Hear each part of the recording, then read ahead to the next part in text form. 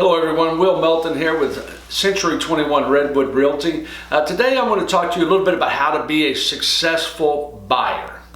I've got three examples here to where things fell through here recently that I've experienced, and I want to help you avoid these problems. The first one is we had a buyer that we had been put in an offer and it had been accepted, and I was representing the buyer. This buyer went out 2 weeks before closing and bought a new car. Now what the lenders will do is they run your credit score, your credit, and approve you ahead of time, of course, but 2 days or so before closing they're going to rerun your credit and make sure that something didn't get out of control. So they identified that they bought the car, no more loan, he didn't want to start over, that's it, you didn't get the home. So we've already wasted 3 or 4 weeks into the process. The other scenario both happened this weekend. It's Labor Day weekend. I have an open house on Sunday. The seller already has in hand a full price offer on the home. So there were 3 groups that came through that were really interested in the home. They fell in love with it and they were really interested in buying the home. The problem was, let's talk about the first group. They had a pre-approval, they had a realtor, but their realtor was gone for the Labor Day weekend, and they didn't have a way of communicating or making things happen while the realtor was gone. I don't know the exact scenario, but basically they lost the house because their realtor was out of town. There was 2 other groups that came through that same open house that fell in love with the home, and the problem was they haven't started the process yet. They didn't have a realtor. They did not have any pre-approval. They haven't even started. They really hadn't identified what they wanted, but they knew they found it when they came to this open house. And what happened, since the seller already had an offer, full price offer on the house, they were going to go ahead with the open house and then put a deadline for Monday night for other offers so they could maybe get more and compare all the offers and make a decision.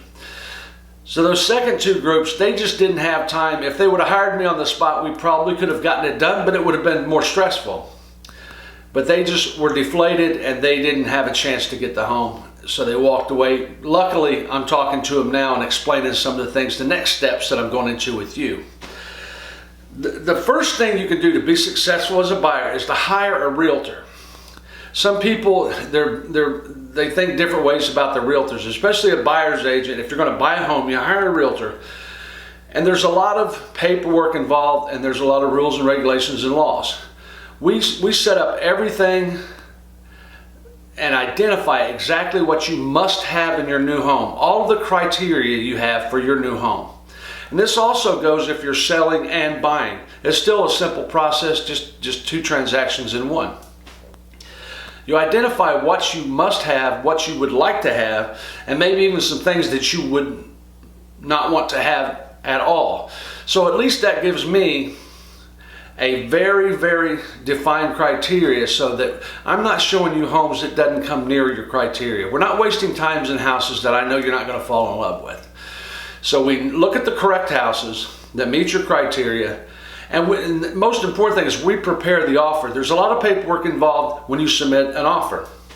We do everything we possibly can ahead of time. So the goal would be, when you find your house, we fill in the blanks, which is the address of the new home, and maybe some additional contingencies might change a little bit, but there's very little to do. We're not starting from scratch when you find your home. And then we're ready to go. And some of these other items are things that I'll help you through. Number 2 is get pre-approval. You do not have time to go through the pre-approval process after you find your home. What will happen is, if you're not ready, like the 2 individuals at the open house this weekend, they were not ready. Someone else moved into their dream home, or will be moving into their dream home. So you get pre-approved. And we have a letter that goes with that package, so that when we submit the offer to the seller of the home that you would like to buy, they feel comfortable that you are qualified, and their agent will call your lender more than likely to say how they're in good shape, no problem with this loan. Be comfortable with it and accept the offer if you like it. The other one is credit repair. A lot of people think that it's just intuitive to fix your credit. You pay down this, you close this credit card, you move money here or there. It's not always correct. Sometimes what might seem intuitive for you to fix credit may actually damage your credit. I won't go into the details. That's what my lenders do. But don't try to fix your credit on your own. Talk to a lender first, because a lot of people, one of the themes I get is, well, I need to fix my credit before I go to the lender. You go to the lender, they're going to help you if they're worth anything. So they're going to tell you, you cannot qualify for that much because of X, Y, and Z. This is how you fix those. If you do that, come back and you've got it. It's that simple. The other thing is to freeze spending. Like my friend that bought the car 2 weeks before closing. They're going to run all your credit and go through the loan approval process.